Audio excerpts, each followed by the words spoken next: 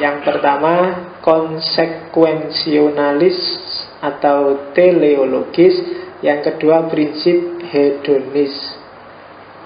Nah, yang kamu sering ngomong anak-anak hedon, anak-anak yang cari seneng-seneng aja, sebenarnya itu bermoral dari sisi utilitarianisme. Jadi prinsip konsekuensionalis itu kayak tadi, dilihat konsekuensinya. Kamu ngaji filsafat ini bisa merupakan tindakan bermoral atau tidak bermoral, dilihat konsekuensinya. Hasilnya apa sih? Tujuanmu apa ke sini? Nah, itu teleologis namanya.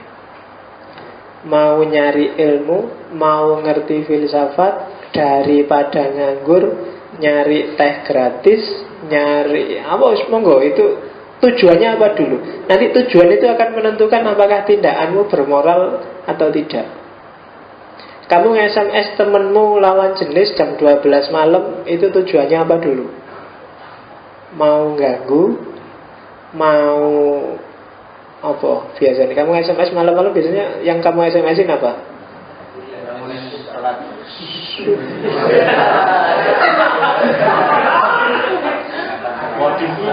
Yeah. Sholat tahajud. Gayamu. Nah, ya. Padahal kamu bangunin sambil nonton bal-balan itu. Gayanya, wah sudah. Bagi Muslim yang baik, ini sepertiga malam yang terakhir. Bangunlah. Saya sering dapat kayak gitu-gitu. Oke, ya modus lah pokoknya ya bagimu. Nah itu tujuannya apa dulu? Memang benar-benar ngingetin biar sholat tahajud, apa cuma modus kayak tadi, apa sekedar sengaja usil, apa dulu? Gitu loh. Apa kamu sedang memang pengen pendekatan terus kamu SMS? Ah, boleh, cuma nanti di samping tujuannya terus konsekuensinya. Ternyata benar gara-gara kamu SMS dia jadi sholat malam. Karena tadi sebelum tidur belum sholat isya, jadi sholat isya. Sholat isyanya malam. Tapi kan berarti kamu berjasa padanya. Nah itu berarti bermoral. Konsekuensinya bagus. Kamu tadi kesini sebenarnya ingin cari minum aja, ternyata ya lumayan lah dapat teman baru. Nah, konsekuensinya bagus. Jadi di samping telos tujuannya juga konsekuensinya. Oke, itu prinsip pertama. Prinsip kedua, prinsip utilitas. Makanya disebut utilitarianisme. Prinsip utilitas itu prinsip kesenangannya, prinsip hedonnya. Jadi segala perilaku moral itu sebenarnya tujuannya kan cuma dua: maximize pleasure dan minimize suffering. Cari seneng yang paling besar dan menghindari gak enak, menghindari susah, menghindari sakit. Orang hidup itu kan tujuannya cuma dua: cari seneng dan menghindari susah. Kan cuma itu aja. Kenapa kamu mau capek-capek kuliah? Biar nanti seneng di masa depan, gak susah. Arahnya kan ke situ. Kenapa dapat ilmu? Karena ilmu bikin kita lebih mudah, lebih senang, dan tidak susah dalam banyak hal. Kenapa kamu belajar? Kenapa kamu semua perilaku bermoral itu sebenarnya tujuannya dua. Kenapa kamu jujur? Biar kita dipercaya orang. Kalau dipercaya kan enak. Kenapa kamu apalagi wis? Apa aja coba cari tindakan bermoral. Kenapa kamu rajin ke masjid? Kira-kira apa? Pasti ada tujuannya. Kenapa kamu pakai kopiah? Kenapa kamu pakai sini? Biasanya motifnya motif seneng kok, motif enak. Gayanya aja wiritan tiap malam, baca ayat kursi 1000 kali, seolah-olah mikir akhirat, tapi di kepalamu kan dunia. Saya baca 1000 kali biar besok kumlot Pak lulusnya. Saya baca 40 kali biar dia manut padaku Pak. Saya baca apa doa isi kepalanya dunia. Maximize pleasure, minimize suffering. Ini di SMS, ditembak-tembak, dikasih isyarat nggak nyambung-nyambung. Wah ini harus diwirit ini. Ya itu arahmu ke situ. Tapi ya nggak apa-apa kan, itu maximize pleasure. Jadi cari seneng daripada nanti ditolak sumpek diwirit duluan. Nah itu prinsip hedon namanya, prinsip utilitas gitu. Ngapain sih yang orang-orang grup sana itu selalu pakai putih-putih dan pakai jenggot, pakai itu? Biasanya ya pingin pleasure, pingin seneng, pingin enak, pingin nyaman dengan perspektifnya masing-masing. Setiap orang selalu begitu. Nah, maka karena setiap orang pingin begitu, maka di mana ada kesenangan terbesar dan terhindar dari sakit paling banyak, disitulah perilaku yang bermoral.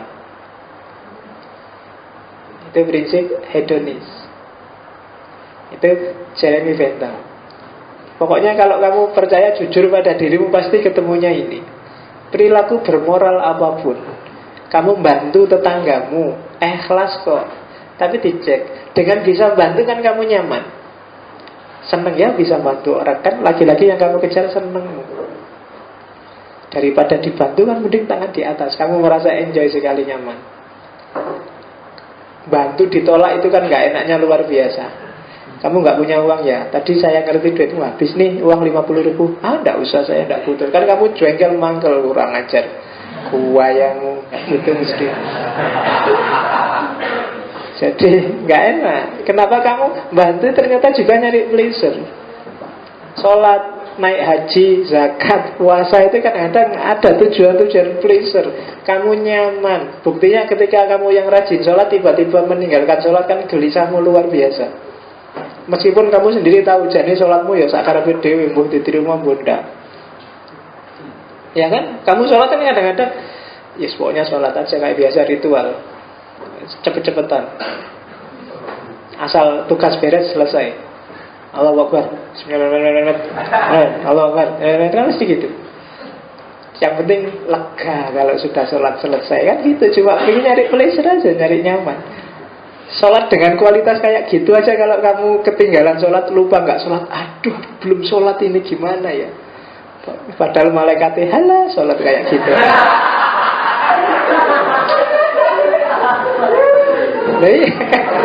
Kalau aku jadi malaikat itu mesti sebel luar biasa. Opo sholat kayak gitu aja gayanya kayak sholat kayak gitu. Iya kan? Aduh belum sholat, aku nyari masjid, nyari begitu sholat bismillahirrahmanirrahim, Allahu Akbar.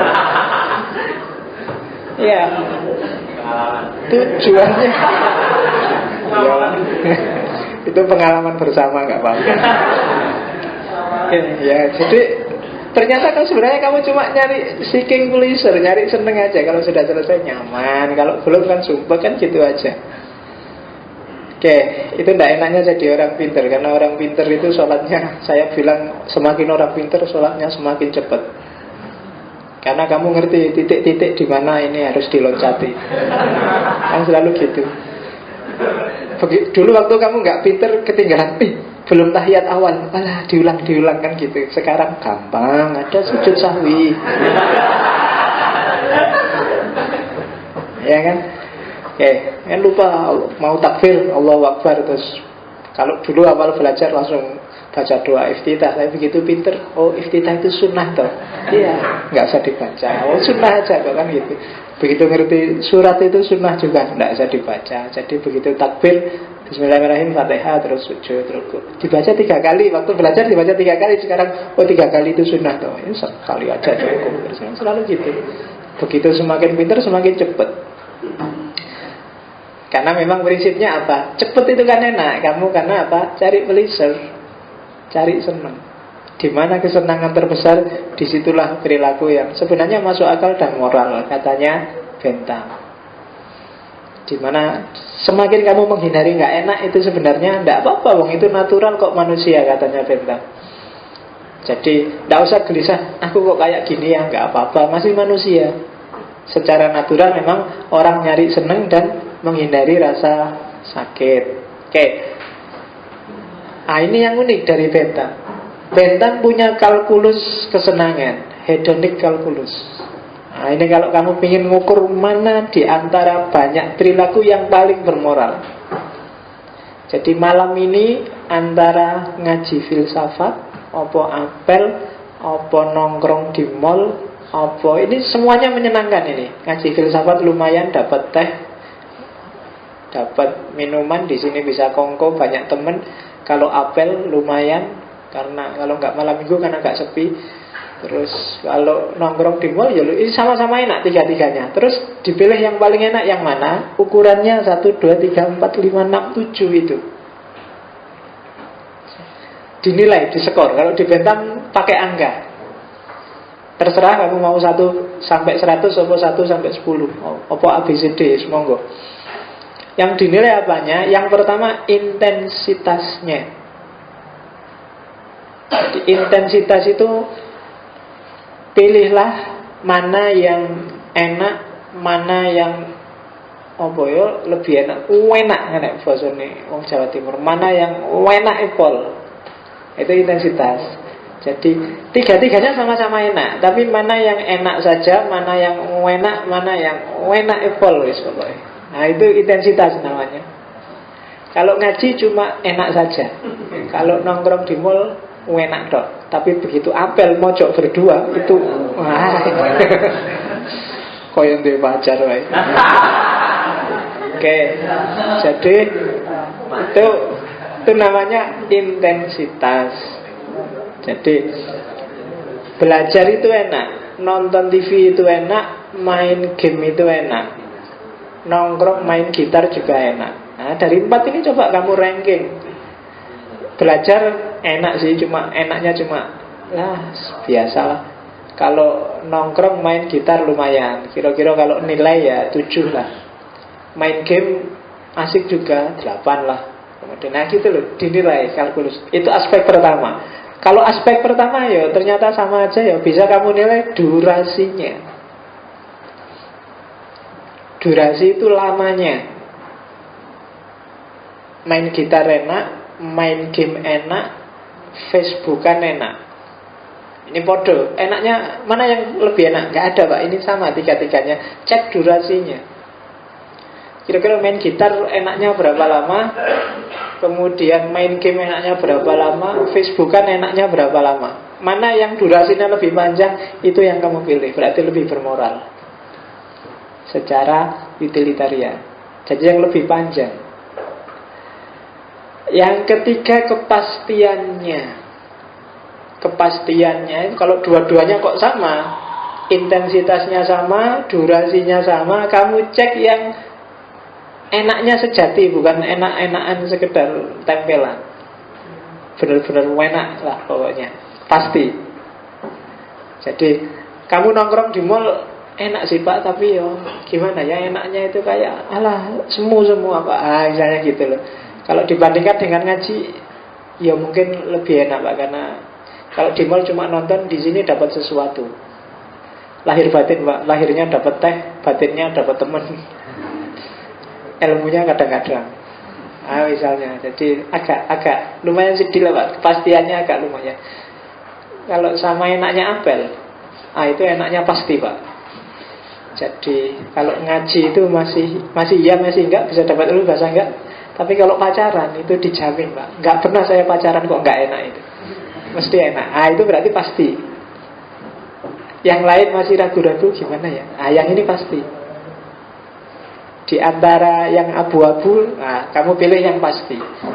Kalau masih sama, intensitasnya sama, durasinya sama, sama-sama pasti, carilah nearness. Nearness itu kedekatan.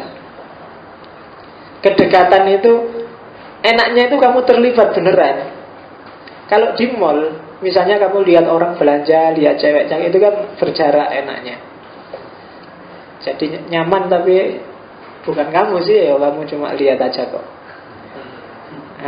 Main game juga gitu, ada ya enak sih, cuma yang dienakkan gak banyak, tidak terlalu terlibat dalam hidupmu.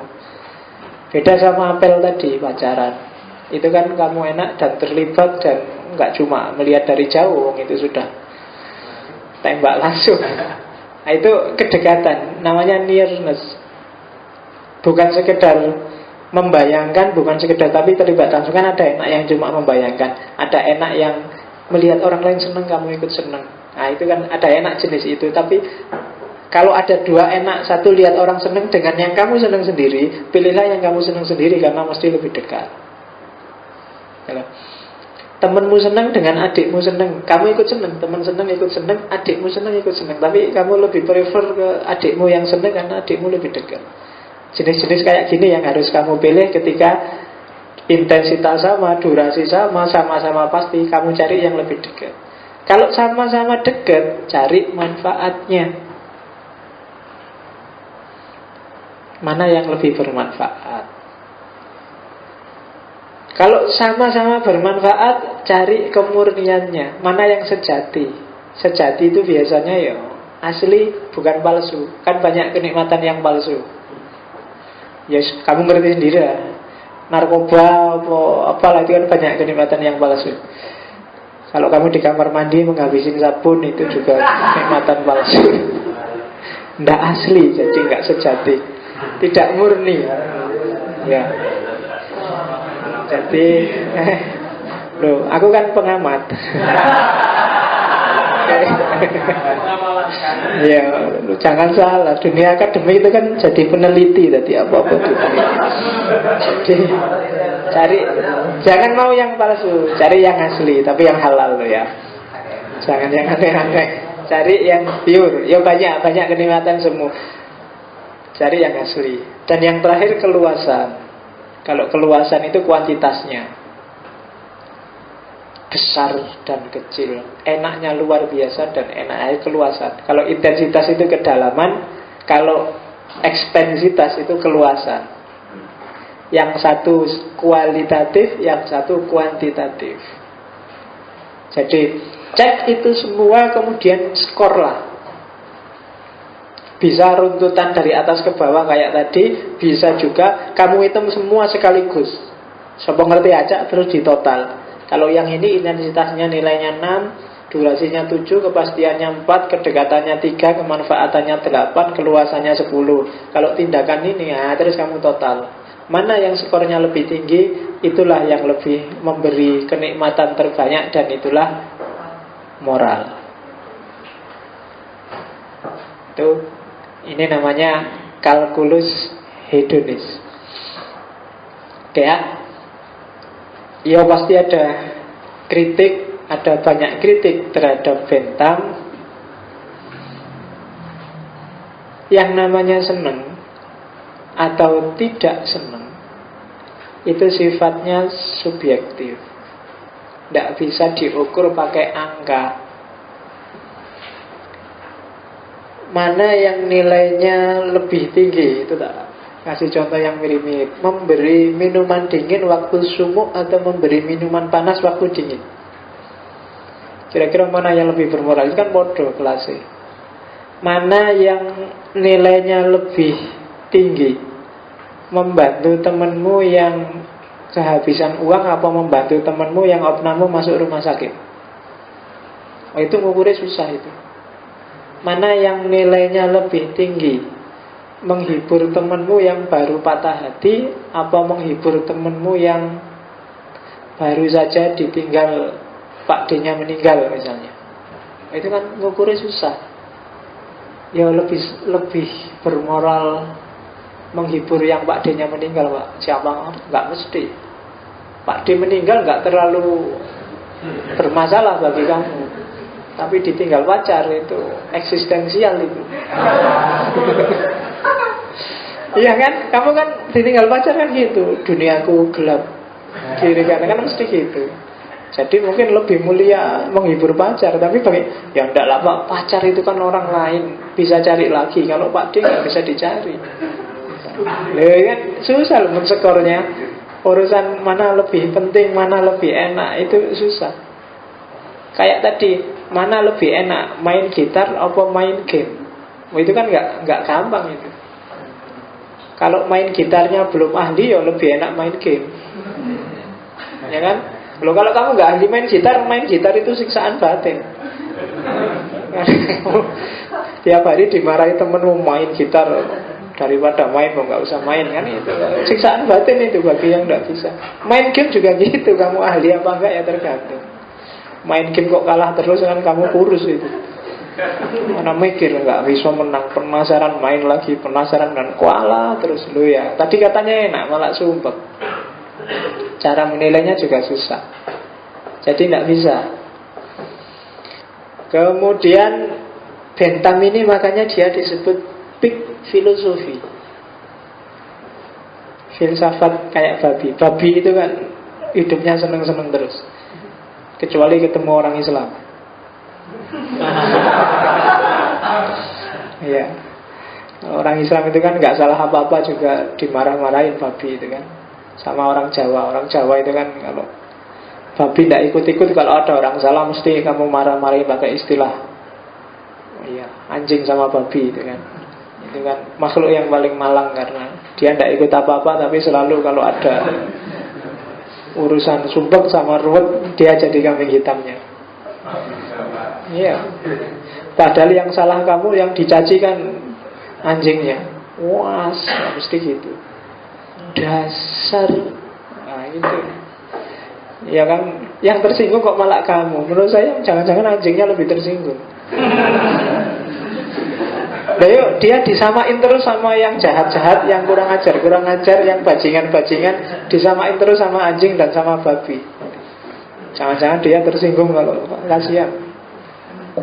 Kita berarti tidak punya peri kehewanan. Jadi kalau mencaci maki jangan pakai itulah, kasihan. Cari yang lain lah. Ya, apalah kuno selain anjing. Ayam aja juga kadang-kadang dipakai makian ya. Yang binatang monyet juga dipakai. Apa ya binatangnya kemana dicaci makian? Onta juga dipakai juga sekarang. Binatang-binatang dipakai semua ya. Burung, beberapa burung juga dipakai. Alah kamu emprit. Nah itu mesti ada yang dilecehkan. Burung juga. Yang manusia memang sukanya itu mengkambing hitamkan binatang itu. Kucing, garong ada hampir semua binatang. Gajah juga dipakai kok. Kalau di tempat saya di Jawa Timur, kalau ada orang kewendut tidak mau berhenti makan, dasar gajah abuh. Ya dipakai. Apa salahnya gajah itu loh kok kamu pakai sebagai analogi? Hampir semua binatang. Ular juga dipakai. Iya. Jadi manusia itu memang gitu. Padahal binatang diciptakan kan tidak jadi wahana untuk kamu mencaci maki. Nah ini sama. Bentham itu disebut big filosofi. Kritiknya adalah babi yang seneng-seneng, hidupnya selalu enak, selalu nyaman. Itu mungkin kalau pakai teorinya Bentham, itu secara moralitas mungkin dia lebih tinggi dibandingkan Socrates yang hidup sumpek dan dihukum mati. Socrates itu kan susah terus, dia kerja keras, akhirnya hidupnya juga dihukum mati. Bandingkan sama babi. Babi itu kan seneng-seneng terus, gak peduli kiri kanan, gonta-ganti pasangan juga santai aja. Ada apa-apa dinikmati. Babi kan gitu hidupnya. Gak ada yang bikin babi sumpek. Iya, kalau coba babi itu kadang-kadang di atas kotorannya sendiri aja dia bisa tidur. Di atas aja enak, menikmati hidup. Seperti apapun kondisi dia bisa nyaman. Itu babi. Ya, makanya babi itu kan multidimensi. Untuk barang jelek apa aja orang bisa dianalogikan ke babi. Kalau anjing masih bisa, bagusnya misalnya anjing itu kadang-kadang setia loh, itu masih bisa. Kalau babi nggak bisa. Kecuali sudah mati terus dibakar, dimakan orang yang suka. Tapi selama masih hidup susah nyari sisi positifnya. Makanya nggak di barat, nggak di timur, babi itu jadi makian. Iya, orang barat itu nggak mau juga disebut babi. Orang Cina apalagi. Makanya ada ceritanya Sun Gokong itu yang bagian jadi babi itu sama Patkai itu kan gitu. Jiji evil pokoknya hidupnya. Nah itu big filosofi, filsafatnya Bentham. Karena banyak orang tidak setuju. Meskipun kalau kamu renungkan ada kok sisi-sisi manusia yang seperti dijelaskan oleh Bentham. Meskipun apa ya sih kayak gini terus dijadikan pedoman moral. Tapi dalam banyak hal kita memang harus kayak Bentham, menilai sesuatu dari hasilnya, tidak sekedar dari prosesnya. Ya kayak tak contohin tadi, saya maunya rendah hati loh, tapi kadang-kadang hasilnya malah jelek. Waktunya kamu harus maju, kamu harus mundur. Waktunya kamu harus teriak-teriak, kamu malah diem. Alasannya rendah hati. Ah itu kan tidak pas. Rendah hatinya sih bagus, tapi hasilnya terus jadi jelek, jadi rendah diri. Waktunya, ya kamu sih kayak tadi, kamu sih maunya ngomong jujur, tapi hasilnya malah menyakitkan. Nah itu, di titik-titik ini sebenarnya ada gunanya ideologi utilitarian. Kamu juga lihat hasilnya. Belajar terus-menerus yang rajin, itu bagus. Tapi kalau porsi dan proporsinya keliru juga, akhirnya juga bisa jelek. Ya apalah, belajar yang hasilnya jelek banyak kok. Gara-gara belajar terus kamu jadi gampang nyalain orang, kamu jadi sombong karena merasa pinter, kamu jadi asosial, gak kenal dunia sekelilingmu. Itu padahal hasilnya belajar itu kan bagus. Tapi bisa jadi jelek. Kenapa? Kehilangan porsi dan proporsi. Maka beberapa hal harus kita lihat aspek utilitasnya. Ngaji ini misalnya, ngaji itu bagus, tapi juga harus realistis lihat hasilnya. Kalau hasilnya bagus jalan, tapi kadang-kadang hasilnya jelek, ya tidak apa-apa, nanti di titik tertentu kita sudahi aja ngaji filsafat. Ya mungkin harus gitu. Bahwa ngajinya itu bagus iya, tapi mungkin proses nanti sesi kesekian ketika mungkin orang yang di sini sudah ganti semua, anak-anak baru, mahasiswa baru sudah. Nah itu mungkin di titik tertentu anak-anaknya juga jenuh, apa anaknya jadi pinter-pinter, nggak butuh yang kayak gini loh, ngapain dilanjutin? Meskipun ngajinya bagus, ya dihentikan aja. Mungkin ganti jangan ngaji filsafat, misalnya ngaji apa yang lain. Nah itu pakai utilitarianisme. Oke. Kelemahannya Bentham yang ini tadi, yang disebut filosofi tadi, nanti disempurnakan oleh Mill.